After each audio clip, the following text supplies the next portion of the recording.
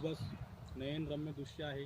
जिकडे तिकडे हिरवळ, जिकडे तिकडे बस तांदळाची शेती आणि हा बासमती तांदूळ बघा, खूपच व्हेरायटीफुल आहे. फुल जैविक, टोटल जैविक बासमती तांदूळ.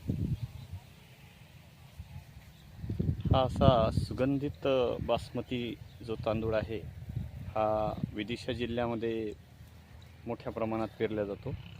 इथं जो शिवोरी गहू आहे तोही प्रसिद्ध आहे आणि या तांदळाची जी शेती आहे, बासमती तांदळाची शेती जास्तीत जास्त प्रमाणात इथं केली जाते आणि उत्पादनही चांगल्या प्रकारचं इथं मध्य प्रदेश विदिशाच्या जिल्ह्यामध्ये चांगल्या प्रकारचं बासमतीचं उत्पादन होते.